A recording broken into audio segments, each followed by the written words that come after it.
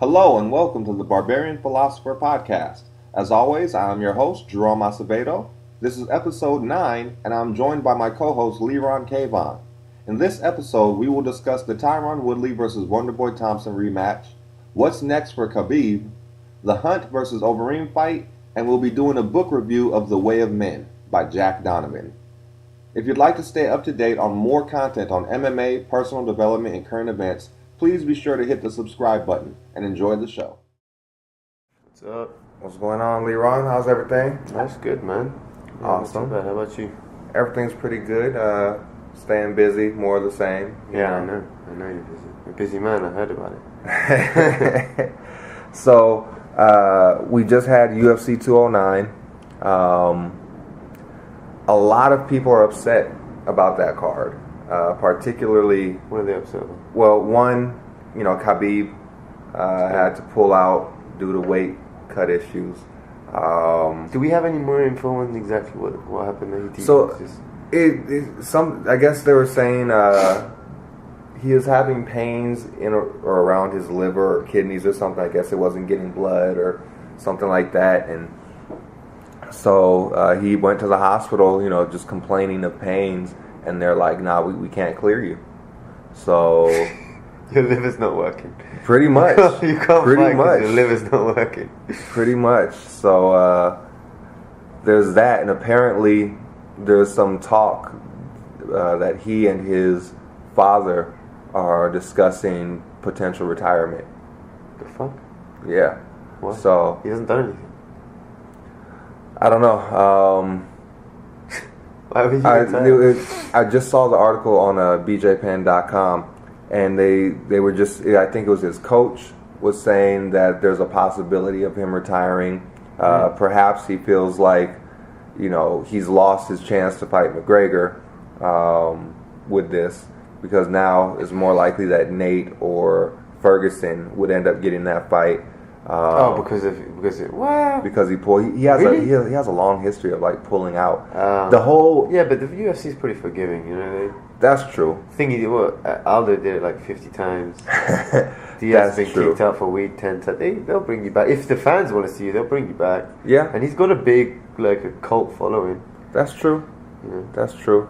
I know he's discussed it before, and he hasn't retired yet. Yeah. So Yeah. I think MMA fighters are kind of like rappers when it comes to retirement. Yeah, they can they retire and unretire pretty frequently. Yeah. So I don't know how much stock to put into that, but it is. But that's interesting. Yeah, I mean there must be something going on we don't really see, because there's no, on paper from what we see, that I don't see any reason why he would retire. Yeah. The only thing I was thinking of is either A, he just feels like he's not going to get his shot within whatever time frame that he was trying to do that, or B, the weight cuts are becoming too difficult now with the lack of IVs and all of that. And he's a lightweight. He's going in a lightweight. That's a big jump up to welterweight. Yeah. He's not fighting. No. He's not fighting Wonderboy. That's not going to happen. No, he's not a tall dude. He shouldn't find it that hard to cut that weight. He's not even that heavily muscled. Like he's a thicker, he's a strong looking guy, but he's not like a big 155. But I wonder what he walks around as, though. Some what is people are just like that, heavy bones or whatever. Yeah. But he doesn't look like he'll have any problem cut. I mean, he's shorter than Tony Ferguson. Yeah. And he doesn't look like he'd have any issue cutting. I wonder why that's so hard. I mean, whatever. Apparently, Ferguson was kind of pissed because a week into the fight, he what's his name, Khabib is on camera eating like fucking tiramisu cake and shit, and just not taking the necessary precautions. Yeah. So people are of course upset about the lack of. Really, let's be honest. Tony versus Khabib was the real main card there. Yeah. Yeah. For sure. A lot of people were upset that there was 0 Diaz brothers on the 209 card. What, as a last minute replacement or just? No, just because it's 209. That's they rep 209. Stockton, and so everybody was like pushing, like you have to have at least one Diaz brother for the 209 Everyone in card. the 209 was very upset about that. Absolutely. We live close by, so I'm sure we heard about it, but I don't know if that's I don't know if UFC needs to start dictating their cards, but I mean they're doing enough crazy shit. I don't think they need to have themes. Right. That's true. That's true. And then a lot of people were upset at the Wonder Boy versus Woodley fight. At the fight or the result, or the judges' result? Both. At both. It was not a high-paced fight. Hell no. It was a very slow-paced fight. You know what's funny? Midway through the 5th round, I was literally in my head cursing you for making me watch it. I was like, why am I watching this fucking fight? Yeah. I'm only doing it for the podcast. That was the only reason I watched that fight. But that was literally 3 seconds before Wonder Boy got clocked. Right. And then that changed my heart. I was like, I'm so glad I stuck through this thing, because that does not happen a lot. No, it doesn't. And that does not happen a lot. Now, to go 4.5 rounds and land nothing. He had one takedown, which Wonder Boy bounced back from, all slippery, and then he just decimated, just like a caveman, exactly as he does his game plan, perfect. He just had to do it a few rounds before. You know, I feel like for entertainment value, they are not a good matchup for each other.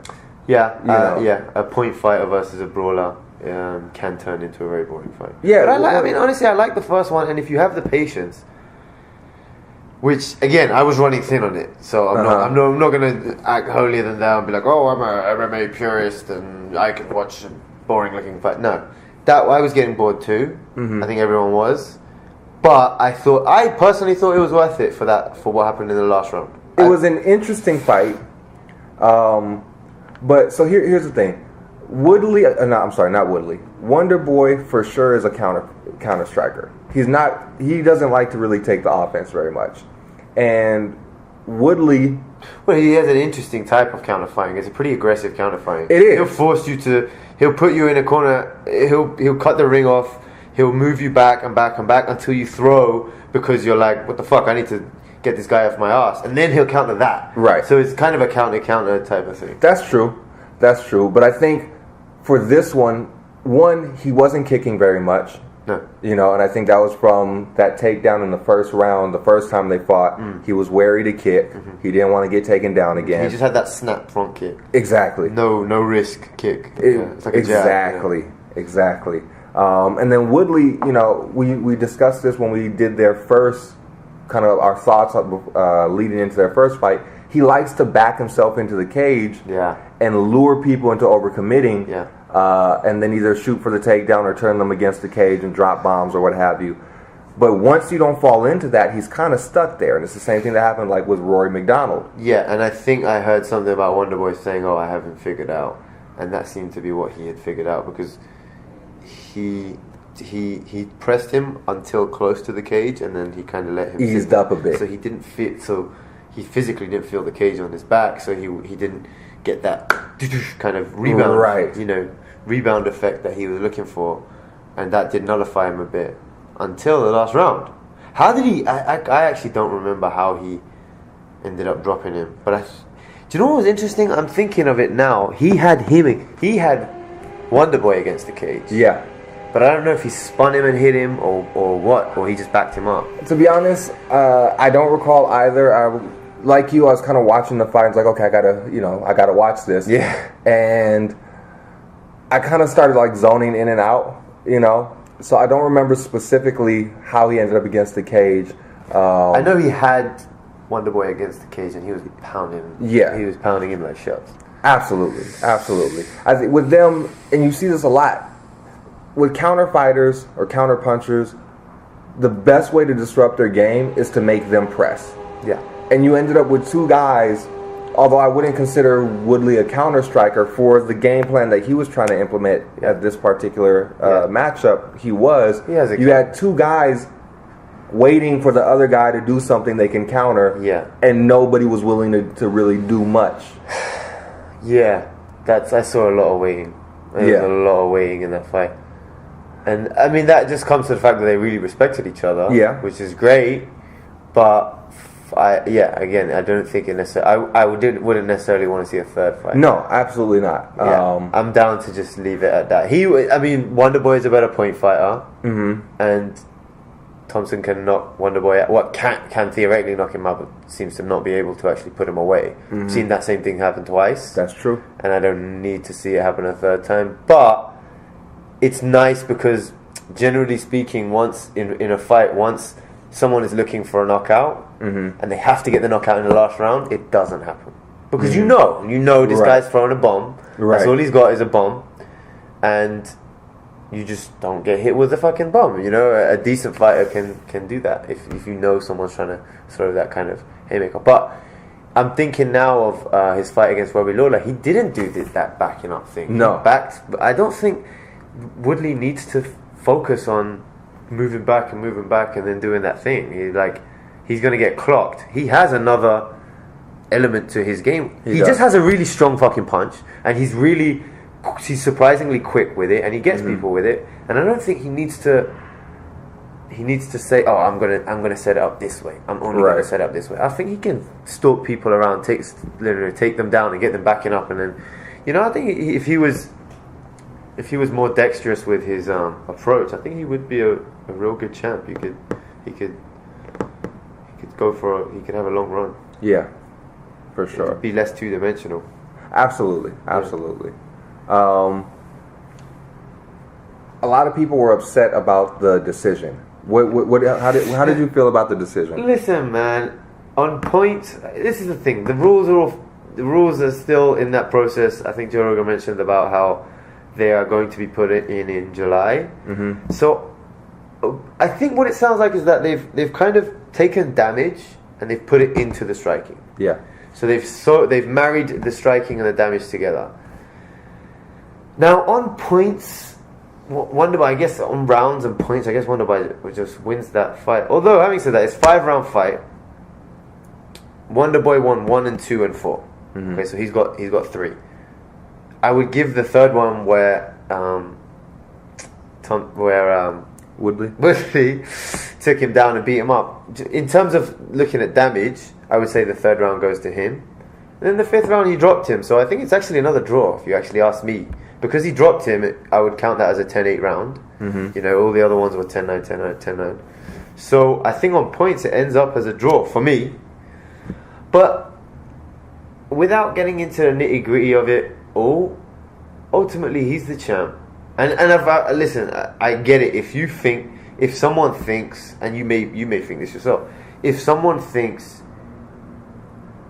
Wonderboy was controlling that fight, he was more aggressive, he controlled the ring, he was taking it, he was pushing the pace, Woodley was just standing there hoping for a big shot or a big takedown or something, and that's not MMA, I respect that opinion. But on the other side of it is, Woodley is the champ. Woodley did more damage. You can't. The judges are going to have a hard time making Thompson the champion if he didn't do anything. He didn't hurt him. Did he hurt him at all? Apparently, Woodley. Joe Rogan said he spoke to Woodley afterwards and said he got stunned a couple times. I didn't see it. But yeah, he maintained it very well. It didn't show. He didn't drop him. He didn't take him down. He didn't land big shots. His face never was saw fine. His knees buckle or no, none of that. And I think if you don't do that, and I get it, that's not the mathematical way to do it, and it is kind of a mathematical thing, but the way the judges do it. But I don't see how you have to beat the champ. Yeah, you have to take it from the champ. You didn't take it from the champ, so you can't really complain that much. Well, not only that, and you mentioned this, they're in the middle of introducing new rules. Right. One of which is damage over points. Right. And if you take that fight, who got closer to stopping who? Yeah. And Woodley got a whole fuck of a lot closer to stopping Wonderboy than Wonderboy ever got to stopping Woodley. I get the points argument. Yeah. And if there wasn't this announcement for the new unified MMA rules recently, then I would say you have to stick to the points. Yeah. But now that they're introducing that into the mix, you also have to consider that. Yeah. And I think it's a worthwhile consideration. This is a fight, and part of how you judge a fight is who stopped or got closest to stopping the other guy. Yeah, this isn't like 13-year-old kids karate. Like, you can't just touch and grab point. Like, this is MMA. You know, people are looking for stoppages. Yeah, that's what this sport is really about. You know. Yeah.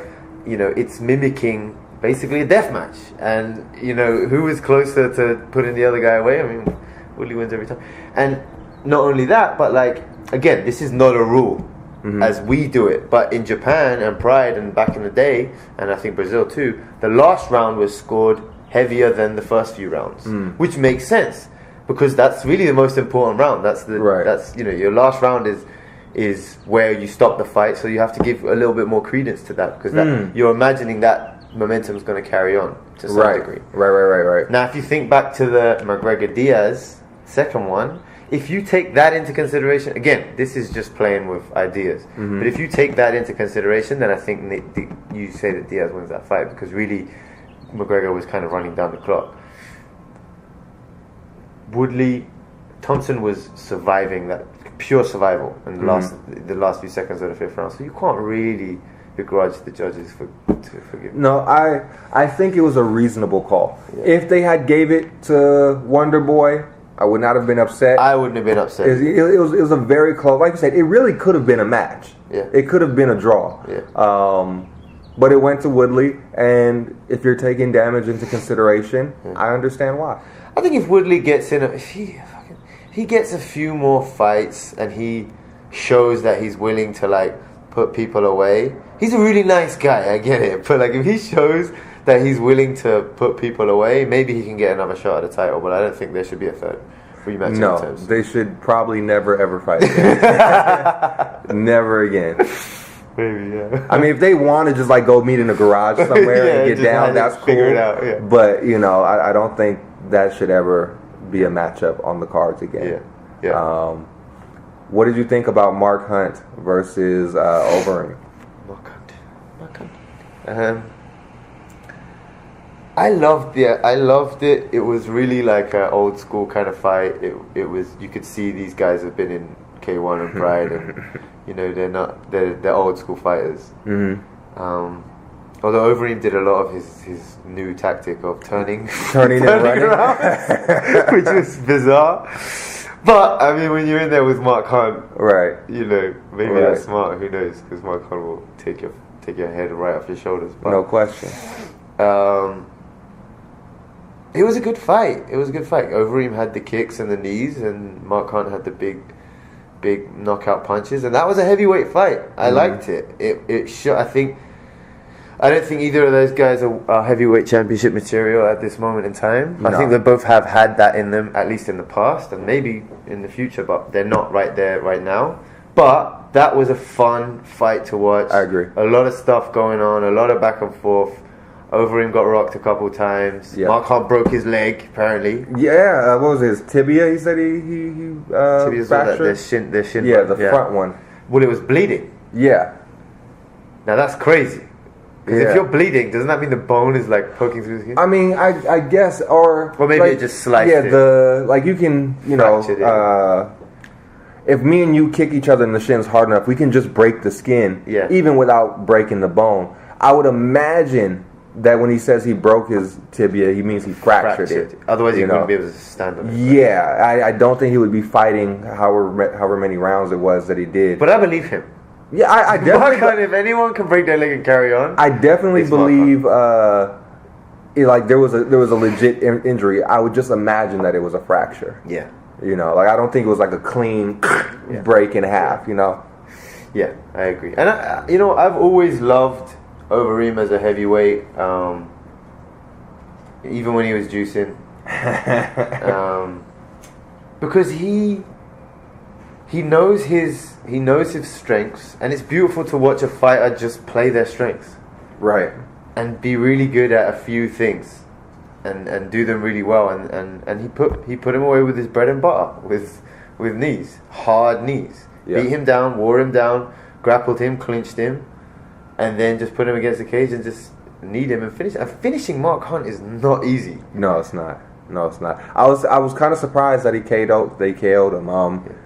we've mentioned this before. Overeem has not been looking all that great his last couple of fights. No. So it was surprising to see him come in and show up and actually show some dominance. And I think that just had to do with his ability to clinch Hunt and not really pay any repercussions with it. Yeah, and I think Mark Hunt might be a good style for him. Mark Hunt is a shorter fighter, which is easier to knee him. But I mean, you could have seen him getting that overhand, that kind of wild, where he just generates so much power, like pretty quick, and he doesn't telegraph it. You could have seen Mark Hunt dropping him Overeem with one of those easy. Yeah. As Overeem was coming in for the clinch, so credit to Overeem for getting through that and putting Mark Hunt away. That's kind of what I was expecting to see happen, to be honest. Yeah, you thought he was going to get knocked out. I thought either he was going to do his freeze tag, running away thing, or he did a bit of that. He did. But I thought it might have gone throughout the extension, and they would just go to decision, or he was going to get knocked out. And it was a second round KO. I believe so. I do believe it was a second round KO. That weight class needs more fights like that. It does. The heavyweight is just kind of slow right now. Yeah. I wonder if it's got to do with the juicing. Maybe it's harder. I don't know how, but I feel like that really there is a big gap between. Although light heavyweight's pretty whack as well. Who's light heavyweight champion right now? Cormier. He hasn't fought for a while, has he? No. His last one was Anderson Silva? Yeah, I believe so. That was a while ago, dude. That was in Thailand. That was in July, I think. Yeah. And that was kind of a whatever fight. That was a last minute kind of hashed together. Right, exactly. So maybe these heavier weight classes seem to be suffering, I think. Well, I think part of it also is there are less human beings that are walking around at that size. That's true. And thus less potential matchups to make. Less especially fighters with all the cutting and stuff. People are almost everyone are borderline on a weight class below where they should be. Not heavyweights, obviously, but they don't really have to cut. But yeah, definitely. Gonna switch. Real quick? Did you see the Tamor fight? I did not. Tamor Vanata. I didn't recognize him until I saw an old picture of him and he had hair. Okay. But he's been around, I guess. But he shaved his head now, so I didn't recognize him. But this was the dude who had the damage tattooed across his chest, right? Maybe shaved head. I believe so. Yeah. He's a slick martial artist. So you watched that fight? Yeah, I didn't get a chance to see it. Check that fight out. It went down. It was Tamor is they're both young, both in their mid 20s or whatever. They're both up and coming fighters in the lightweight division. Vanata apparently was a wrestler, but you do not see that at all. He's very, very slick, very, very smooth. Every shot in the book he had it. Spinning back kicks, spinning back fists, head kicks. He landed one takedown the whole fight. And Tamor was a Muay Thai guy, a solid Muay Thai guy, and you can see that. He landed a beautiful Superman punch. He had a bunch of kicks, like nice 3-punch combinations and stuff. So you could see that he can do it, but he landed 3 takedowns, and I think that was the difference because their striking was so even and so good. Even though Tamor's was a bit more orthodox, bread and butter stuff, like solid, and Vanata was a bit more kind of slick and creative and fun and playful, which I actually feel like there should be a judge's category for creativity. I think if you show creativity, I think that's something, but most people probably won't appreciate that so much. So, but he was very dexterous, very fun to watch, very different. But Tamor got a couple of takedowns and he landed some really big shots. So it was 3 rounds back and forth, like a great striking display, and they gave it to Tamor in the end, which I think most people thought was cool. But it was a really, really close fight. Okay. Both really good up and coming lightweight fighters. I think after a few fights you'll see him challenging for the title if there is one. I'm definitely gonna go back and check that out tonight. Then definitely worth checking that one out. Okay. Very interesting. I wanted to switch subjects. Sure. We recently read the book The Way of Men by Jack Donovan. Yes, we did. And I wanted to kind of do a short book review or just kind of get your take on it. And I found that to be a very interesting book. Yeah. One I would definitely suggest. Yeah.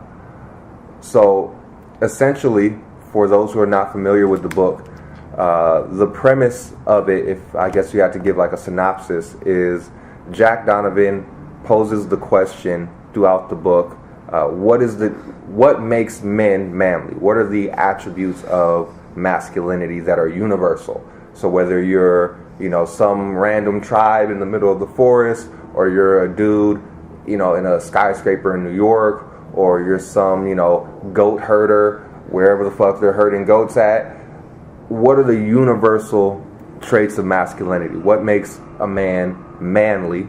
And furthermore, what is the difference between being good at being a man and being a good man? And I don't think that's a differentiation that gets made very much in this day and time. Mm-hmm. That's true. Yeah, I agree with his central premise. That dichotomy is an interesting one, and it's something that is worth looking at. And I enjoyed kind of looking at the differences, like you said, between being a good man and being good at being a man. Mm-hmm. And good is kind of a loaded term, but when you say good at being a man, it sounds a bit more specific. A good man is, that's open to interpretation. What does a good man mean? It has all sorts of connotations. And there's two different types of good. There's good in terms of competency, if you're good at something. If you're good at fixing, dishwashers or whatever, that's one thing. But then there's the moral good. Right. And that's a very, very loaded term. And I think is also the idea of morality and being a good person or a good man versus a bad person or a bad man is something that people, whether it was set up this way or not, I don't think society set it up this way, but it's something that people can use. This is going to sound really cynical, but I think people can use to almost manipulate and influence people. Right. And I don't disagree with him. I think he kind of goes along this path where he says that whole concept is kind of loaded to have men actually be less manly. Mm-hmm. To kind of introduce a new standard for what is good, what a good man is, and make it the moral man, the nice man, the person who sacrifices himself for other people and is generous and is kind and so on and so forth. Whilst, again, I'm not saying that these are the traits that you shouldn't exhibit at all. Mm-hmm. I'm not saying that at all. But the whole concept of it as being more important than being good at being a man is something that is consciously or otherwise used to make men behave a certain way, right, which is kind of convenient for certain people with certain interests. Yeah, I think so. He has a couple. For sure, it's a what's a controversial book. I would say that some of the ideas, given the political atmosphere right now, are controversial. But one of the statements that he makes is he says, the way of men is the way of the gang, right? And the gang is always a small group of people. And as a gang or a group expands larger and larger and larger, the ties start to diminish, right? And the influence of those ties start to diminish. I don't think you can have that way of the gang mentality function efficiently in this kind of a large-scale metropolitan setup. I agree. I was thinking that throughout the book. I was thinking, okay, this is nice, and it's true. Like, there is a strong, deep-seated need to function as part of a gang for men, and historically speaking, men have operated that way as part of a gang. Whether we call it a gang or a social group or a nation, it gets bigger and bigger and bigger, but we identify with other generally men, and then we operate in that way, and we compete with other gangs. But where he lost me was what he wanted to do with that information. Yes, men have historically been functioned as part of a gang, you know, and competed with other men and tried to dominate. Right? That is how we have been through most of history. And until recently, that was acceptable, and now it's becoming less and less socially acceptable. And it is, you could say that there's a crisis in the male world now because of that, in the Western male world anyway. Once you hit a certain age, that's no longer, you know, the way you're allowed to do things. Right. But what did he want to do with that? Yeah, he has a chapter in there which he calls the Bonobo Masturbation Society. And he's essentially getting at what you're saying here, which is, because of the way things are set up now, in order for these, he breaks down masculinity into essentially 4 constructs. It was strength, honor, courage, and mastery, right? And in order for those, he says, to really carry any weight, you have to need them. They have to be like an actual life or death requirement. And because things are as comfortable as they are, and there really are very little life or death requirements at this point in our evolution or in our history as a species, anything that we do is we're kind of just jacking off. You know, it's a masturbation of whatever the concepts of masculinity are. Tattoos and the beards that everyone's got. I know you got one yourself. But you know the working out and getting really, really big and really strong and deadlifting 600 pounds despite the fact that it's fucking your back up and you walk like an old man.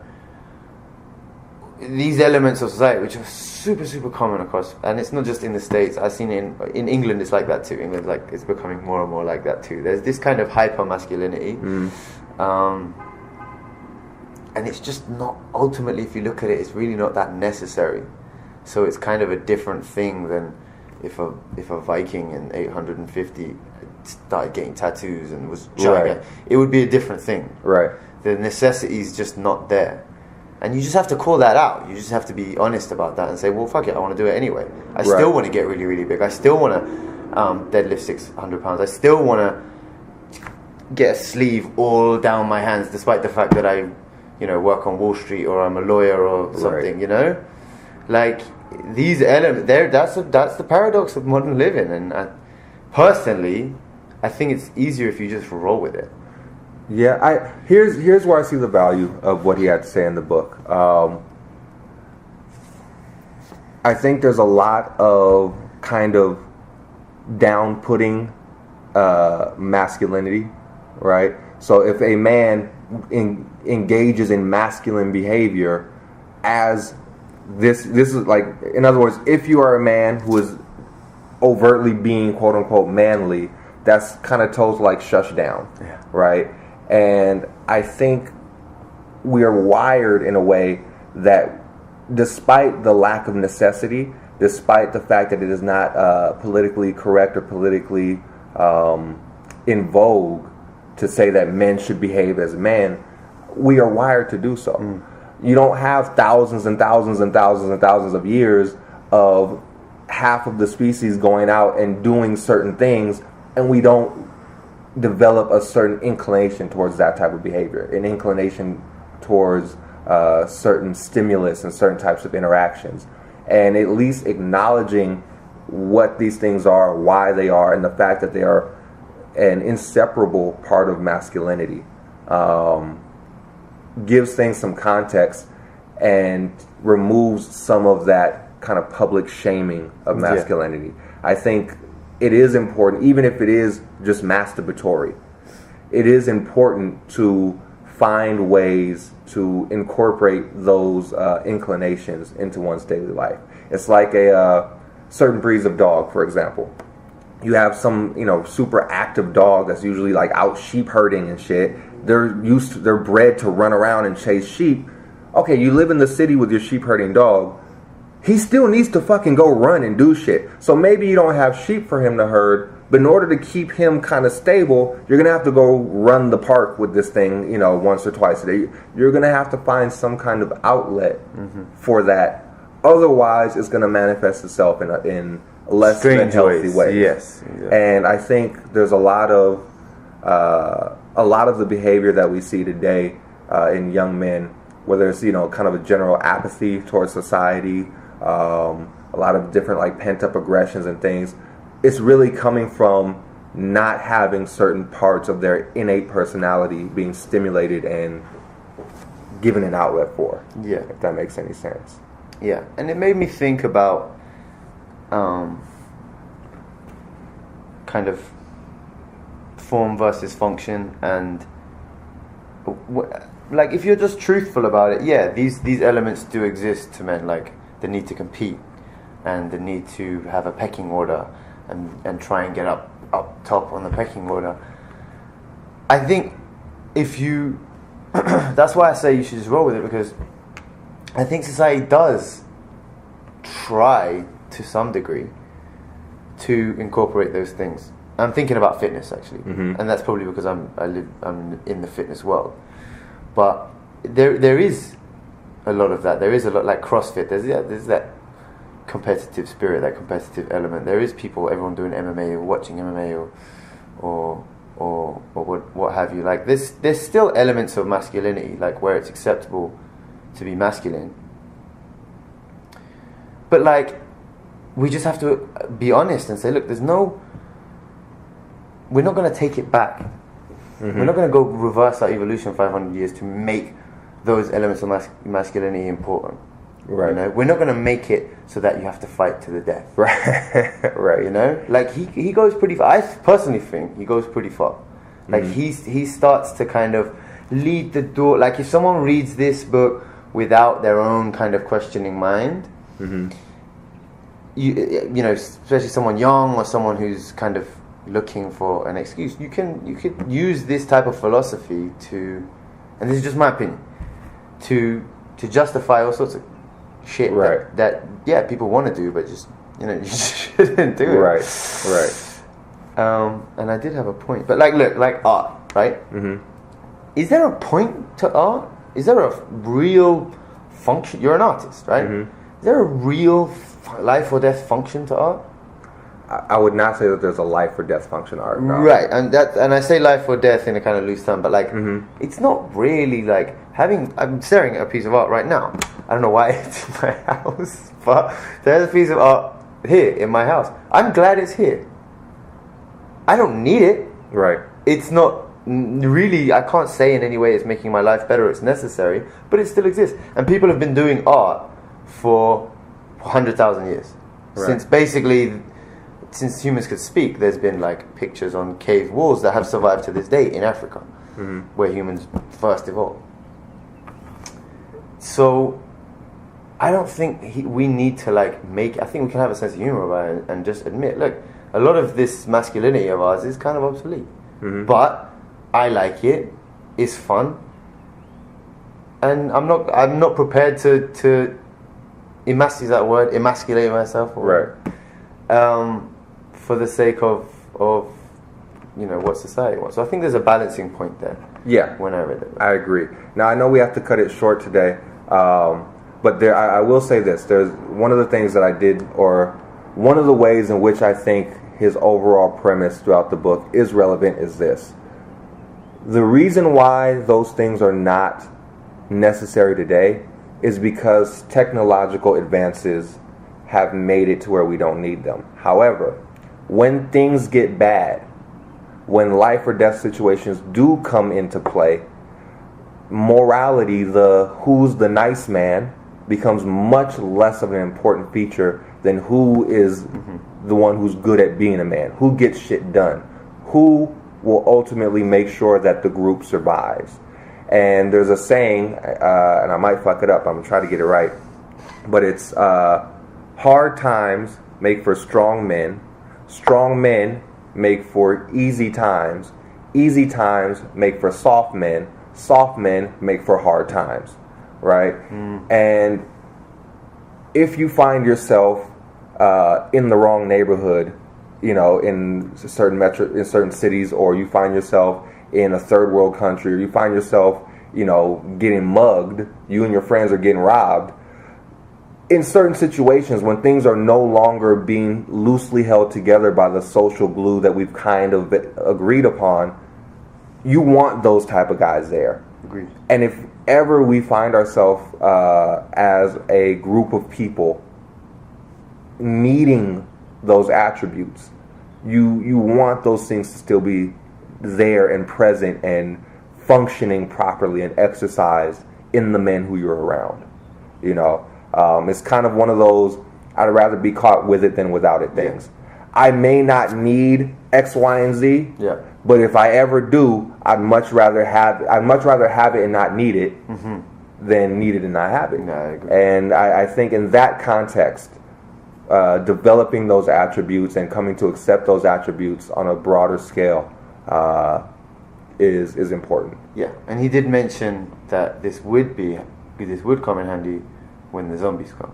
Oh, absolutely. So, so yeah, I 100%. I think we're on the same page. When the zombies come, you definitely want to have that in your back pocket. So everyone should go and train a little MMA, and maybe learn how to shoot a handgun or whatever you guys feel like doing. You roll with it.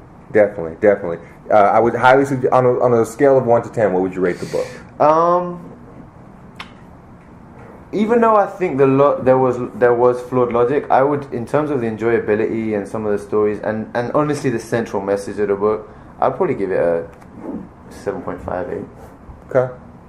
I'd probably somewhere between like an 8 or a 9. Oh yeah. Yeah, I enjoyed it. I would highly suggest it. The Way of Men by Jack Donovan. Let's go ahead and wrap this up. I know you got some stuff to take care of. I appreciate you taking the time, brother. Thanks, bud. Thank you, everybody, for listening. Thank you, guys. Later. Peace.